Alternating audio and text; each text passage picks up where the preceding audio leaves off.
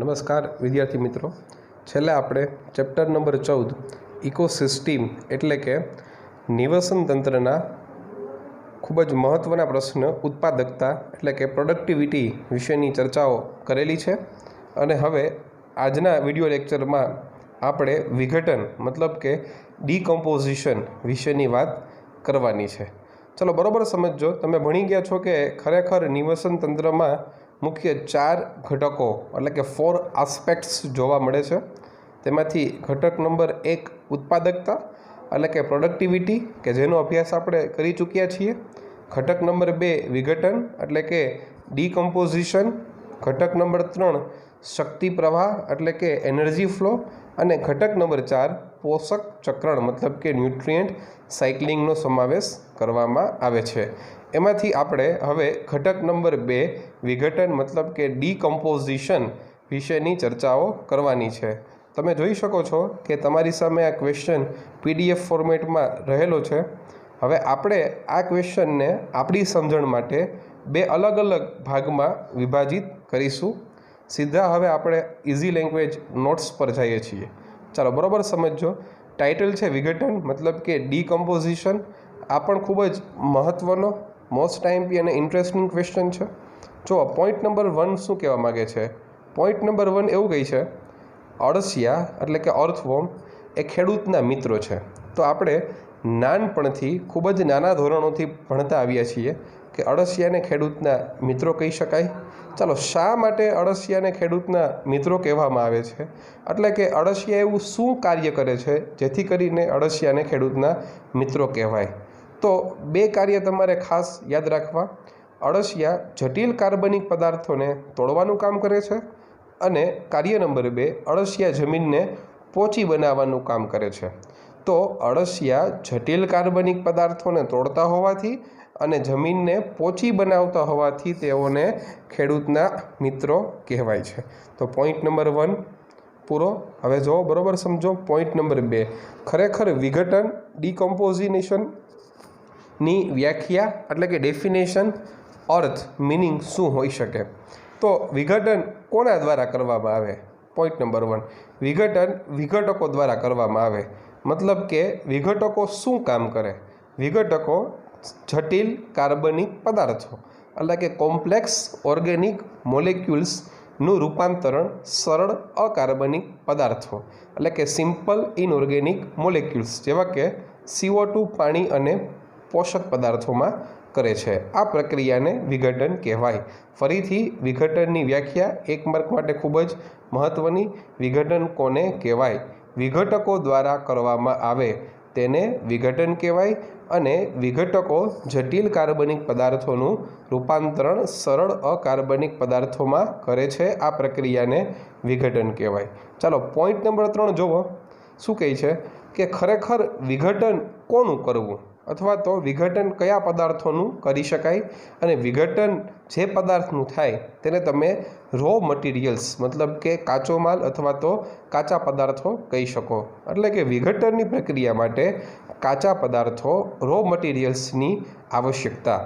તો જેનું વિઘટન થાય તેને શું કહેવાય? તેને મૃત અવશેષી ઘટકો એટલે કે ડેટ્રિટસ કહી શકાય. જો કોઈ પણ સજીવ જીવતો હોય તો એ જીવતો હોય તે અવસ્થામાં તેનું વિઘટન શક્ય નથી. પણ સજીવ મૃત્યુ પામે પછી એમાં કોહવાટ પછી તેમાં વિઘટન જોવા મળે છે. ચાલો એક્ઝામ્પલ્સ જુઓ. જેમ કે વનસ્પતિના વૃક્ષમાંથી ખરી પડેલા પર્ણો હોય, તેની છાલ હોય. વનસ્પતિના વૃક્ષમાંથી ખરી પડેલા પુષ્પ હોય તેનું વિઘટન થઈ શકે. પ્રાણીઓના ડેડ બોડીઝ એટલે કે મૃત અવશેષો હોય અથવા તો તેના મળમૂત્ર હોય તેનું વિઘટન થઈ શકે. આ બધા જનો સમાવેશ છે તે મૃત અવશેષી ઘટકોમાં થાય છે. તો ફરી જુઓ. પોઈન્ટ નંબર 1માં આપણે અળસિયા ખેડૂતના મિત્રો. પોઈન્ટ નંબર 2માં કેની વાત કરેલી છે? પોઈન્ટ નંબર 2માં વિઘટનની વ્યાખ્યા. પોઈન્ટ નંબર 3માં રો મટીરિયલ્સ તરીકે મૃત અવશેષી ઘટકો. તો મૃત અવશેષી ઘટકો શબ્દ ખૂબ જ મહત્ત્વનો. સમજો પોઈન્ટ નંબર 4 શું કહે છે? પોઈન્ટ નંબર 4 એવું કહે છે કે વિઘટનની પ્રક્રિયામાં અલગ અલગ તમને ચરણો મતલબ કે અલગ અલગ સ્ટેપ્સ જોવા મળે છે. ટોટલ કેટલા સ્ટેપ્સ તમારે ભણવાના છે? ટોટલ 5 સ્ટેપ્સ એટલે કે 5 ચરણો વિશેની વાત છે. પરફેક્ટ સમજો। એમાંથી સ્ટેપ નંબર 1 છે, તમે જેને કહી શકો છો અવખંડન એટલે કે ફ્રેગમેન્ટેશન। સ્ટેપ નંબર 2 તમે તેને કહી શકો છો ધોવાણ મતલબ કે લીચિંગ। સ્ટેપ નંબર 3 તમે જેને કહી શકો છો અપચય મતલબ કે કેટાબોલિઝમ। સ્ટેપ નંબર 4 તમે જેને કહી શકો છો સેન્દ્રિયકરણ એટલે કે સેન્દ્ર એટલે કે ખાતરનું નિર્માણ એટલે કે હ્યુમિફિકેશન। અને સ્ટેપ નંબર 5 છે મિનરલાઇઝેશન એટલે કે ખનિજીકરણ। તો આ 5 તબક્કાઓ વિશેની આપણે ચર્ચાઓ કરવાની છે। ચાલો બરોબર સમજો। હવે આપણે જો આ તબક્કાઓ વિશેની ચર્ચાઓ કરીએ તો પાંચેયની વ્યાખ્યા ખૂબ જ મહત્ત્વની। આ 5ની વ્યાખ્યા તમારે ડેફિનેશનની જે તમે બુક બનાવો છો એમાં ખાસ ઉતારી લેવી। ચાલો, અવખંડન ફ્રેગમેન્ટેશન કોને કહેવાય? આ એક એવી પ્રક્રિયા છે કે જેમાં મૃતભક્ષી સજીવો જેવા કે અળસિયા દ્વારા મૃત અવશેષી પદાર્થોનું નાના ટુકડાઓમાં ખંડન, એટલે જો કાંઈ નથી આમાં, શું કહે છે? મૃત અવશેષી પદાર્થોનું નાના કણોમાં ખંડન, નાના કણોમાં વિભાજન, એને શું કહેવાય? અવખંડન। પણ તમારે યાદ રાખવાનું છે કે મૃતભક્ષીનું એક્ઝામ્પલ શું આપેલું છે? અળસિયા। તમને MCQમાં પૂછાઈ શકે કે અળસિયુંની કેટેગરી કઈ છે? તો આન્સરમાં આવશે મૃતભક્ષી। તો આ થઈ ગઈ ડેફિનેશન નંબર 1 અવખંડન। હવે જો તમે ડેફિનેશન નંબર 2 ધોવાણની વાત કરો છો તો ધોવાણ મતલબ કે લીચિંગ। ધોવાણ એ એક એવી પ્રક્રિયા છે કે જેમાં પાણીમાં ઓગળી શકે તેવા જલદ્રાવ્ય અકાર્બનિક પોષક તત્વો ભૂમિના સ્તરમાં પ્રવેશ પામે અને ક્ષાર તરીકે શું થાય? અવક્ષેપિત થાય। એને તમે કહી શકો છો ધોવાણ એટલે કે leaching. Now C process number 3 which is known as catabolism એટલે કે અપચય। ચાલો બરોબર સમજો। આ એવી પ્રક્રિયા છે કે જેમાં બેક્ટેરિયા તથા ફૂગ ફંજાઈની મદદથી વિશિષ્ટ પ્રકારના ઉત્સેચકો એન્ઝાઇમનો સ્ત્રાવ કરી મૃત અવશેષી ઘટકોને સરળ અકાર્બનિક પદાર્થોમાં રૂપાંતરણ એનું વિઘટન કરે। જુઓ આમાં એનું ફોર્મેટ એક જ છે, મૃત અવશેષી ઘટકોમાંથી શું બનાવવું? સરળ અકાર્બનિક પદાર્થો। પણ અપચયમાં કરે છે કોણ? બેક્ટેરિયા અને ફૂગ। કોની મદદથી? તો કે એન્ઝાઇમની મદદથી। તો જોવો આ ત્રણેય પ્રોસેસમાં એટલે કે ઉપરના તમામ તબક્કાઓનો આધાર કોના પર છે? મૃત અવશેષી ઘટકો મતલબ કે ડેટ્રીટસ ઉપર છે। એટલે ફરીથી જુઓ આ ત્રણેય ડેફિનેશનમાં કોણ મહત્વનો શબ્દ? તો કે મહત્વનો શબ્દ છે મૃત અવશેષી ઘટકો। હવે 3ની વાત પૂરી થઈ ગઈ। હવે આપણે જો સેન્દ્રિયકરણ એટલે કે ખાતર નિર્માણ તથા ખનિજીકરણની વાત કરીએ તો આ બે એક એવી પ્રોસેસ છે કે જે જમીનની અંદર ચાલે છે। મતલબ કે સેન્દ્રિયકરણ તથા ખનિજીકરણ એ જમીનની અંદર ચાલતી વિઘટનની પ્રક્રિયા છે। એટલે કે આ બે પ્રક્રિયાનું સ્થાન જમીન છે। તમને MCQમાં પૂછાઈ શકે કે સેન્દ્રિયકરણ તથા ખનિજીકરણનું સ્થાન, તો આન્સરમાં આવશે જમીન। હવે જો step number 1 part number 1 completed. હવે તમારી ટેક્સ્ટ બુકની PDF છે, જોવા એમાં અંડરલાઇન કરેલા શબ્દ તમારે યાદ રાખવાના છે કે વિઘટકો જટિલ કાર્બનિક દ્રવ્યોને CO2 પાણી પોષકો જેવા અકાર્બનિક પદાર્થોમાં વિઘટિત કરવામાં મદદરૂપ થાય, તેને વિઘટન કહેવાય। પછી જો શબ્દ છે મૃત અવશેષી ઘટકો ડેટ્રીટસ, કાચા પદાર્થો। પછી આ સ્ટેપ્સ આપ્યા છે 5 પહેલું અવખંડન, બીજું ધોવાણ, ત્રીજું અપચય, ચોથું સેન્દ્રિયકરણ એટલે કે ખાતર નિર્માણ અને પાંચમું ખનિજીકરણ।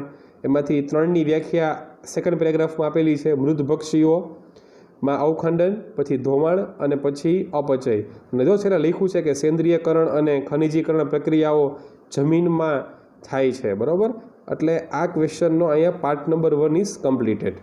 ચાલો હવે શું કહે છે? હવે 3 વ્યાખ્યાની તો વાત કરી લીધી। હવે વ્યાખ્યા નંબર 4 સેન્દ્રિયકરણ અથવા તો ખાતર નિર્માણ, હ્યુમિફિકેશન।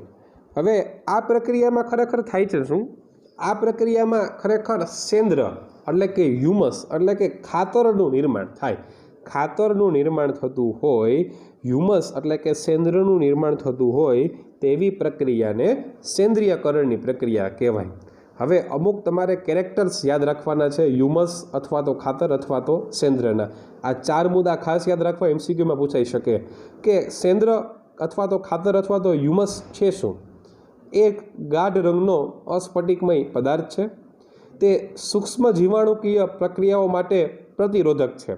પ્રતિરોધક મતલબ કે it having the natural resistance power against microbial activities. ત્રીજું કે ખાતરમાં વિઘટન ખૂબ જ ધીમું જોવા મળે છે. પોઈન્ટ નંબર 4, કલીલ સ્વરૂપ હોવાથી તે પોષકોનો સંચય સ્થાન છે. મતલબ કે ઘણા બધા પ્રકારના પોષક દ્રવ્યોની તેમાં હાજરી. એટલે આ 4 મુદ્દા તમારે યાદ રાખવાના. ફરીથી 4 મુદ્દામાં મુદ્દો નંબર 1 ગાઢ રંગનો અસ્ફટિકમય પદાર્થ, મુદ્દો નંબર 2 કે માઇક્રો ઓર્ગેનિઝમ્સની પ્રોસેસીસ એટલે કે તેની પ્રક્રિયાઓ સામે રેઝિસ્ટન્સ પાવર ધરાવે, ખૂબ જ ધીમું વિઘટન થાય અને પોષકોનો સંચય સ્થાન. તો આ પ્રોસેસને કહેવાય સેન્દ્રિયકરણ, કે જેમાં સેન્દ્ર અથવા તો ખાતરનું નિર્માણ થાય. જોજો બરોબર હો. પોઈન્ટ નંબર 5માં શું કહે છે? ખનિજીકરણ મતલબ કે મિનરલાઇઝેશન. હવે એ શું કહે છે? આ એક એવી પ્રક્રિયા છે કે જેમાં સેન્દ્ર અથવા તો ખાતરનું બેક્ટેરિયા દ્વારા વિઘટન થાય. એટલે જે તમે સેન્દ્રિયકરણમાં સેન્દ્ર અથવા તો ખાતર બનાવો છો એનું બેક્ટેરિયા દ્વારા વિઘટન થાય એને શું કહેવાય? ખનિજીકરણ. મતલબ કે પહેલાં પ્રોસેસ નંબર 4 થાય, સેન્દ્રિયકરણ થાય, તેમાં સેન્દ્ર અથવા ખાતર બને અને એ ખાતર અથવા તો સેન્દ્રનું વિઘટન કોણ કરે? બેક્ટેરિયા. એને શું કહેવાય? ખનિજીકરણ. અને આ પ્રોસેસમાં ઘણી વખત અકાર્બનિક પોષક તત્વો મુક્ત પણ થાય છે. તો આ રીતે 5 ડેફિનેશન કમ્પ્લીટેડ. ચાલો હવે એક તમારી સામે ડાયાગ્રામ છે. Diagram number 14.1. ડાયાગ્રામ છે સ્થળજ નિવસન તંત્રમાં થતું વિઘટનના ચક્રનું રેખાંકિત નિરૂપણ. સમજો ડાયાગ્રામ કહેવા શું માગે છે? ડાયાગ્રામ એવું કહે છે કે ઉત્પાદકો છે. હવે આ ઉત્પાદકોનો ઉપયોગ ઉપભોક્તા કરે અને ઉપભોક્તા તથા ઉત્પાદકો બંનેનું શું થાય? વિઘટન થઈને જો લખેલું છે કાર્બનિક પદાર્થો સબર જમીન બને. અને છેલ્લે જો આ શબ્દ મહત્વનો કે પુનઃ ઉપયોગ, છેલ્લે જે કાર્બનિક પદાર્થો બને વિઘટનની પ્રક્રિયા દ્વારા એનો ફરી ઉપયોગ કોણ કરે? તો કે એનો ફરી ઉપયોગ છે તે ઉત્પાદકો કરશે. એટલે આ ડાયાગ્રામ કંઈક આવું કહેવા માગે છે. અને જો નીચે એમાં તમને કલીલ પ્રકૃતિને કારણે પછી ઓલા સેન્દ્રના ગુણધર્મ 4 આપણે ભણ્યા હતા ને, એ 4 ગુણધર્મ એમાં આપેલા છે. ને પછી ખનિજીકરણની ડેફિનેશન એટલે ખનિજીકરણની વ્યાખ્યા છે. બરાબર. ચાલો હવેના કોન્સેપ્ટમાં શું કહેવા માગે છે? હવેના કોન્સેપ્ટમાં કંઈક એવું કહેવા માગે છે કે ખરેખર વિઘટનમાં ઓક્સિજનની આવશ્યકતા. મતલબ કે ઓક્સિજન ન હોય તો વિઘટન ઇઝ નોટ પોસિબલ. વિઘટન શક્ય નથી. એટલે યાદ રાખજો કે ઓક્સિજનની આવશ્યકતા છે. વિઘટનના દરનું નિયંત્રણ કોણ કરે? મૃત અવશેષી ઘટક તથા તેના રાસાયણિક રચના પર. મતલબ કે આ ઘટકની રચના, તેનું સ્ટ્રક્ચર કેવું છે એના ઉપર એ પદાર્થનું વિઘટન ડિપેન્ડેન્ટ છે. જેમ કે સમજો કોઈ પણ કાર્બનિક પદાર્થ હોય તો તે ફટાફટ વિઘટન પામે. કોઈ પણ ડેડ બોડી હોય તો તમે જોયું હશે કે ડેડ બોડી છે એને કોહવાતા સળતા ઓછી વાર લાગે. જ્યારે કોઈ પણ પ્લાસ્ટિક હોય ફોર એક્ઝામ્પલ, તો પ્લાસ્ટિકનું વિઘટન થતાં ખૂબ જ વાર લાગે. પ્લાસ્ટિક ઘડીકમાં સળે નહીં. જ્યારે ડેડ બોડી છે એ તરત સડી જાય. મતલબ કે એ પદાર્થની રાસાયણિક રચના કેવી છે તેના પર વિઘટનનો આધાર છે. ચાલો બરાબર સમજો. પોઈન્ટ નંબર 2 શું કહે છે કે જો ઘટકોની રચનામાં લિગ્નિન અને કાઇટિન હોય તો વિઘટનનો દર ધીમો. મતલબ કે જો કોઈ પણ પદાર્થમાં લિગ્નિન અને કાઇટિન હાજર તો વિઘટનનો દર કેવો? ધીમો. પણ જો ઓપ્શન નંબર 2 સમજો એ પદાર્થમાં નાઇટ્રોજન તથા શર્કરાની હાજરી તો દર કેવો? ઝડપી. ટૂંકોને ટચ. કોઈપણ પદાર્થ લિગ્નિન કાઇટિન હાજર, વિઘટનનો દર ધીમો. નાઇટ્રોજન તેમજ પાણીમાં ઓગળી શકે એટલે કે વોટર સોલ્યુબલ શર્કરાની હાજરી તો વિઘટનનો દર કેવો? તો કે ખૂબ જ ઝડપી. એટલે આ MCQ છે. લિગ્નિન કાઇટિન દર ધીમો, નાઇટ્રોજન શર્કરા દર કેવો? ઝડપી. ચાલો પોઈન્ટ નંબર 3માં શું કહેવા માગે છે? તો પોઈન્ટ નંબર 3માં કહે છે કે વિઘટનના દરનું નિયમન. તો વિઘટનના દરનું નિયમન એ તાપમાન અને ભેજ દ્વારા થાય છે. ટેમ્પરેચર અને મોઇસ્ચર. જો તમારી પાસે 2 ઓપ્શન છે. ઓપ્શન નંબર 1 શું કહે છે? હૂંફાળું તાપમાન અને ભેજયુક્ત પર્યાવરણ હોય તો તે આ પરિસ્થિતિ વિઘટન માટે ફેવરેબલ મતલબ કે અનુકૂળ છે. અનુકૂળ પરિસ્થિતિ હોય તો વિઘટનનો દર વધે. જો ઓપ્શન નંબર B શું કહે છે? ઓપ્શન નંબર 2 એવું કહે છે ઓછું તાપમાન અને અજારક જીવન એટલે કે એનએરોબિક કન્ડિશન એ વિઘટન માટે કેવી છે? પ્રતિકૂળ અનફેવરેબલ કન્ડિશન, હવે પ્રતિકૂળ પરિસ્થિતિ હોય તો વિઘટનનો દર કેવો થાય? ઘટે. જો ફરીથી બે ઓપ્શનની વાત કરું છું, ઓપ્શન નંબર 1 હૂંફાળું તાપમાન, ભેજયુક્ત પર્યાવરણ, અનુકૂળ પરિસ્થિતિ, દર વધે, વિઘટનનો દર વધે. ઓપ્શન નંબર 2 ઓછું તાપમાન, અધારક જીવન પરિસ્થિતિ, પ્રતિકૂળ, વિઘટનનો દર ઘટે. હવે જો વિઘટનનો દર ઘટે એટલે વિઘટનની પ્રક્રિયા ઓછી થાય, પ્રક્રિયા ઓછી થાય તો કાર્બનિક પદાર્થોનું વિઘટન ન થાય, કાર્બનિક પદાર્થોનું વિઘટન ન થાય તો કાર્બનિક પદાર્થોના ભંડારની રચના થાય. એટલે આ જે પેજ છે એ ખૂબ જ ઇમ્પોર્ટન્ટ. જો પોઈન્ટ નંબર 1માં 2 MCQ ઓક્સિજનની આવશ્યકતા અને મૃત અવશેષી ઘટકોની રાસાયણિક રચના પર દરનું નિયંત્રણ. પોઈન્ટ નંબર 2માં લિગ્નિન કાઇટીન દર ધીમો, નાઇટ્રોજન શર્કરા દર ખૂબ જ વધારે. ચાલો વિઘટનના દરનું નિયંત્રણ કોણ કરે? તાપમાન અને ભેજ. હૂંફાળું તાપમાન, ભેજયુક્ત પર્યાવરણ, અનુકૂળ પરિસ્થિતિ, દર વધે. ઓછું તાપમાન, અજારક જીવન પરિસ્થિતિ, પ્રતિકૂળ, દર ઘટે. દર ઘટે તેથી કાર્બનિક પદાર્થોના ભંડારની રચના થાય. જો હવે આ લાસ્ટ પેરેગ્રાફ બુકમાં આપેલો છે. વિઘટનને ખૂબ જ ઓક્સિજન આવશ્યક હોય એવી પ્રક્રિયા, એના દર છે તે મૃત અવશેષી ઘટકો અને પર્યાવરણીય કારકોના રાસાયણિક સંઘટનો દ્વારા નિયંત્રિત હોય.